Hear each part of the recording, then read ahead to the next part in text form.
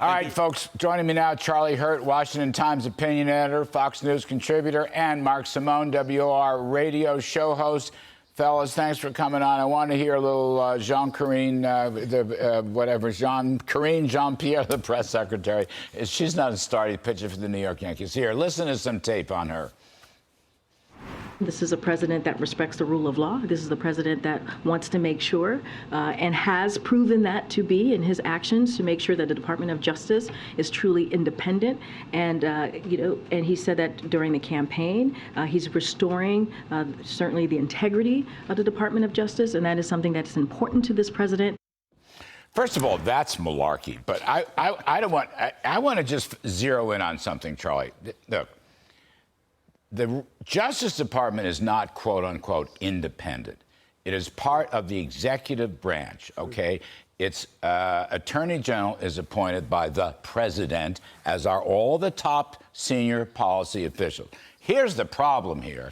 Neither Biden nor Merrick Garland will implement the neutral application of the rule of law.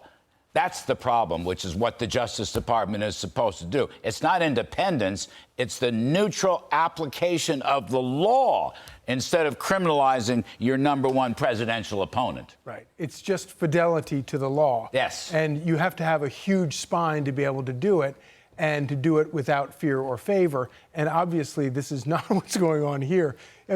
Just going through the last couple of minutes of your show and unpacking all of this amazing evidence of at least smoke. I mean, to me, I see fire, but okay, let's just say it's just smoke. You would at least investigate all of this. But of course, as you point out, when you turn the rule of law into straight politics, you don't get to the bottom of any of it. And they have no interest in getting to the bottom of any of it.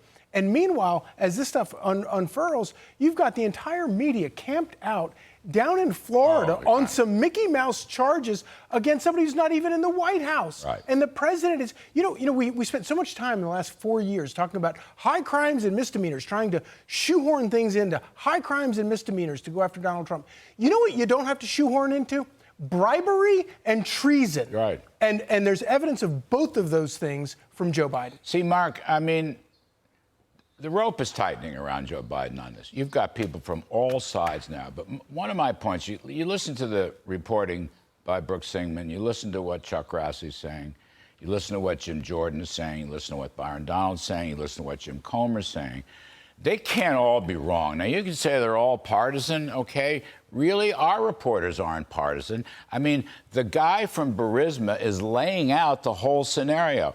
They wanted to open up operations in the U.S. They couldn't do it while this Ukrainian prosecutor was on their ass. So guess what they do? There's an old tradition in the Ukraine, just like the South Bronx. You pull out your black bag come election day, and you held, who was the men in charge? Joe Biden and his dumb son, Hunter. I mean, he wouldn't give it all to Hunter because he said he was too dumb. So he had to go to... and wait a second. He didn't... So he's making this up. He knew there were 17 phone calls, 2 to the president and 15 to the dumb son. I mean, why not 13 phone calls? Why not 11 phone calls? Why not 22? In other words, it's too specific to disregard. Yeah, and listen, it's pretty simple. If Donald Trump would just call Joe Biden and offer him $5 million to get this prosecutor fired, we'd have the whole thing settled. Whole thing could have done. Here's the problem.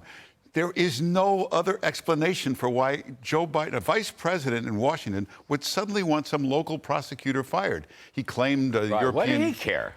He claimed the European Union was behind it. They wouldn't know anything about this little case. And if you listen to the transcript, the guy basically says, we have no gripe against this prosecutor, no evidence.